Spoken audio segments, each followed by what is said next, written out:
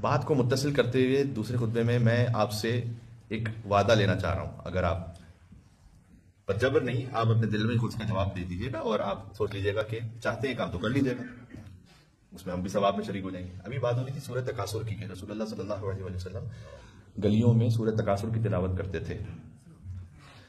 مولا کائنات نے ایک خطبہ بیان کیا ہے سورہ تکاثر کی تفسیر میں جو نہج البلاغہ میں ہے. کچھ زیادہ بڑا خطبہ نہیں، یعنی شاید 5 منٹ لگیں گے، آپ پورا پڑھ لیں گے. ٹھیک ہے، 5 منٹ کو زیادہ وقت تو نہیں. خطبہ نمبر 221.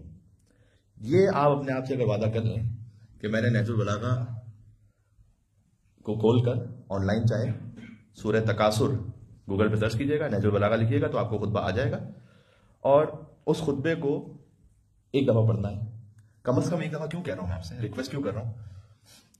اس لیے کہ ابن ابی الحدید معتزلی نے یہ کہا، جس نے شرح نہج البلاغہ لکھی، کہ خدا کی قسم میں نے اس خطبے کو 1000 مرتبہ پڑھا ہے، اور 1000 مرتبہ پڑھنے کے بعد ہر بار میں نے علی سے نئی نصیحت اور نئے موعظے کو محسوس کیا ہے.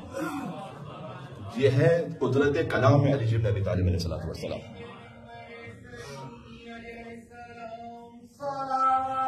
اللہم صلی علی محمد و علی محمد.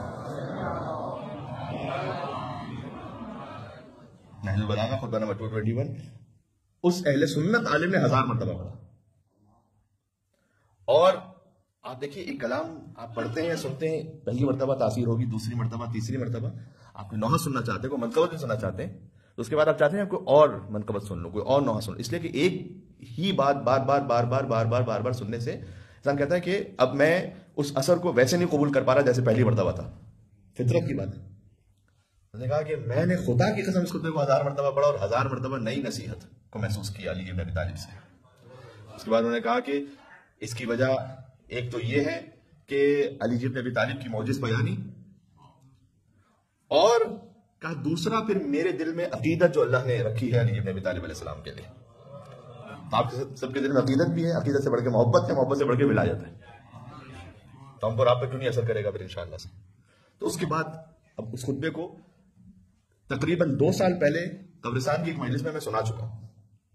ٹھیک، تو یہ کوئی نہیں کہہ سکتا کہ مثلا اتنا اہم خطبہ تھا تب تک آپ نے کیوں نہیں پڑھا کہیں پر. تو میں قبرستان کی مجلس میں کو پڑھ چکا ہوں، اور وہ جو اس وقت مومنین تھے آن لائن اویلیبل بھی ہے. لیکن میں چاہ رہا تھا کہ ایک مرتبہ اس کی کم سے کم یاد دہانی دوبارہ کروا دوں. سوچو آپ دیکھ مولا کیسے کیسے حسین بدن تھے کہ جنہیں زمین کھا گئی. یہاں سے شروع. اب انسان پڑھ رہا ہوتا ہے تو محسوس کر رہا ہوتا ہے یہ تو میرے بارے میں بات ہو رہی ہے، کس کے بارے میں؟ ظاہر ہے کیسے کیسے توانا لوگ تھے جو آج قبرستان میں یا وادیوں میں گم ہوئے پڑے، اور ان کی شناخت بھی نہیں ہے، نام و نشان بھی نہیں ہے. دیکھیں ایک حقیقت سنا رہا ہوں، یہ ہم سب کے لیے بھی ہے. جن کے والدین مرحوم ہیں، جن کے والدین حیات ہیں، اللہ سبحانہ وتعالیٰ خیر و عافیت سے رکھے. ان کے والدین مرحوم ہیں، آپ والدین کے لیے 3 فاتحہ پڑھتے ہوں گے، آپ اپنے دادا کے لیے فاتحہ پڑھتے ہوں گے، گرینڈ فادر گرینڈ مدر پر دادا کے لیے کر لیتے ہوں گے. اس سے زیادہ شاید نہ ہو، توجہ بھی نہیں جاتی نا. تو 100 سال بعد شاید کوئی نہیں ہوگا ہمارے لیے باقاعدہ شاید نام لے کر فاتحہ پڑھنے والا. ہمارے بچے پڑھیں گے انشاءاللہ، بچوں کے بچے پڑھ لیں گے انشاءاللہ. اس کے بعد کا نہیں معلوم ہے. یہ تو مولا نے کہا نا کہ کتنے کتنے توانا لوگ تھے جو آج گم ہوئے پڑے. تو یہ امام اسلام نے اس میں موعظہ ارشاد فرمایا ہے. تو سورہ تکاثر کو انشاءاللہ اس خطبے کو آپ دیکھیے گا اور اس کو ایک دفعہ پڑھ لیجیے گا، بچوں کو بتائیے گا، خود بھی واپس پڑھیے گا. میں بھی انشاءاللہ کوشش کروں گا کہ اس کو اور خود بھی پڑھوں اور اس کے کچھ اور حصے آپ تک پہنچے جو مجھے آپ کی جانب سے امیر المومنین کے کلام کی برکت سے ایک اثر محسوس ہو رہا ہے. تو خطبہ پڑھا ہی نہیں، تو 2 جملے پڑھے، اس کا بھی جیسے میں کوشش کروں گا کہ انشاءاللہ اس کو پھر سے بھی کبھی آپ کی خدمت میں پیش کروں.